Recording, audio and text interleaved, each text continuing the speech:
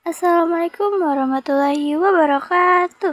Halo semuanya, perkenalkan nama saya Siti Mariam dari kelas 12-2. Di sini saya akan menjelaskan PPT tentang teknologi di sekitar kita. A. Ide pokok dan ide pendukung dalam teks. Apa sih yang kalian tahu tentang ide pokok dan ide pendukung dalam teks? Mari kita simak baik-baik yuk. Di sini aku akan menjelaskan satu persatu.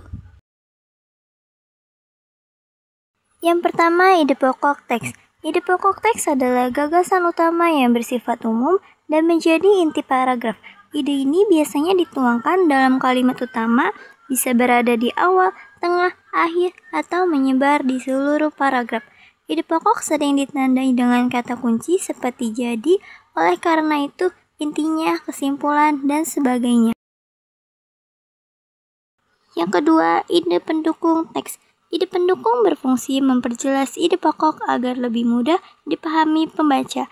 Ide pendukung dapat berupa data, penjelasan, contoh, kronologi, atau sebab akibat. Ide pendukung biasanya ditandai dengan kata seperti misalnya, contohnya, artinya, akibatnya, dampaknya, dan lain-lainnya. Yang ketiga ada ide pokok dan ide pendukung dalam buku. Buku panjang biasanya memiliki ide pokok yang dijabarkan melalui ikhtisar, cover, hingga daftar isi. Contohnya buku Matinya Kaparan karya Tom Nichols. Ide pokoknya tentang merosotnya peran dan kepercayaan terhadap pakar, karena masyarakat lebih percaya pada opini pribadi atau menolak saran pakar. Ide pendukungnya tercermin dari daftar isi misalnya bab pakar dan warga negara. Percakapan yang kian melelahkan sebagai pelanggan, mahasiswa selalu benar, jurnalisme gaya baru ketika pakar salah, dan kesimpulan. Yang keempat, ide pokok dan ide pendukung untuk resensi. Resensi menurut KBBI adalah ulasan atau pembicaraan tentang buku atau karya lain. Ide pokok dan ide pendukung dalam resensi dituliskan untuk membantu pembaca memahami isi dan kualitas buku. Unsur-unsur resensi: A. Judul resensi. B. Sampul atau gambar buku yang diresensi.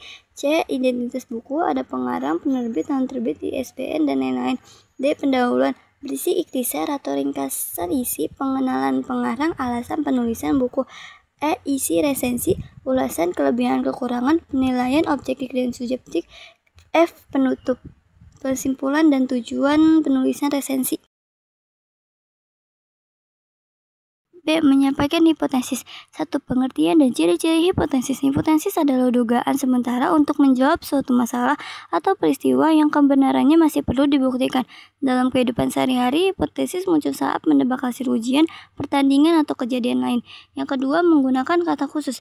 Dalam membuat hipotesis atau konteks ilmiah diperlukan kata khusus atau istilah teknis agar lebih tepat, misalnya AI, chatbot, analisis sentimen, otomatisasi. Kata khusus membuat penjelasan lebih jelas dan ilmiah. C. Berdiskusi. 1. Jenis dan syarat diskusi. Diskusi adalah tukar pikiran untuk mencari pemecahan masalah. Jenisnya meliputi diskusi kelompok, rapat, simposium, lokakarya, seminar, dan panel. Syarat diskusi antara lain adanya masalah yang dibahas, moderator, peserta yang aktif, aturan yang disepakati, serta adanya simpulan atau keputusan. Kedua, tahapan berdiskusi. Tahapan diskusi meliputi yang A. Menentukan peran, adanya pembicara, moderator, notulis, peserta. Yang B. Pembicara menyampaikan masalah yang akan dibahas. Yang C. Peserta memberikan pendapat atau sanggahan dengan baik dan logis.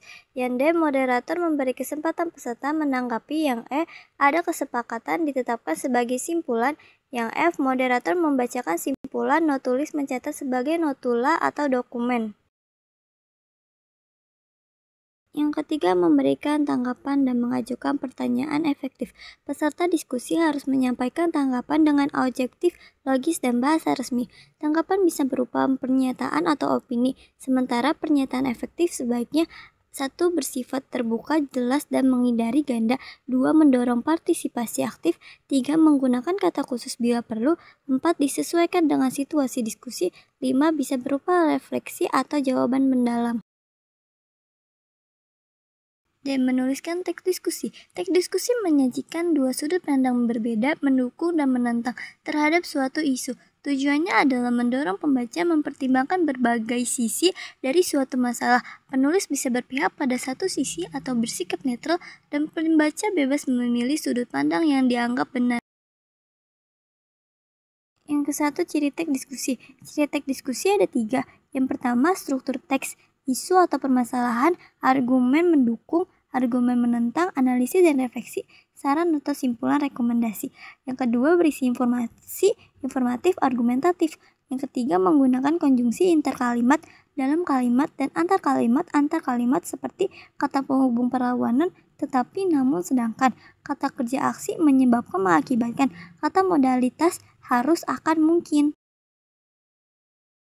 Yang kedua, konjungsi interkalimat dan antar kalimat. A. Konjungsi interkalimat menghubungkan dua klausa dalam satu kalimat. Contohnya ada 5.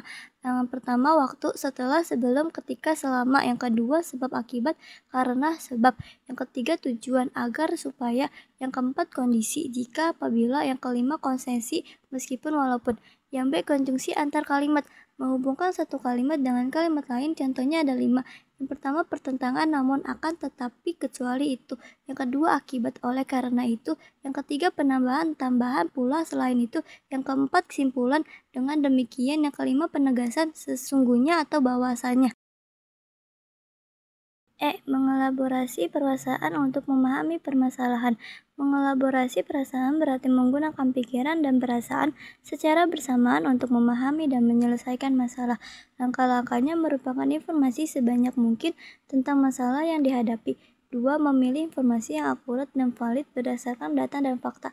3. Mengolah informasi untuk mencari solusi terbaik dengan mempertimbangkan kemungkinan dan dampaknya. Yang keempat, mendiskusikan hasil pemikiran dan perasaan dengan orang lain agar mendapat pandangan tambahan.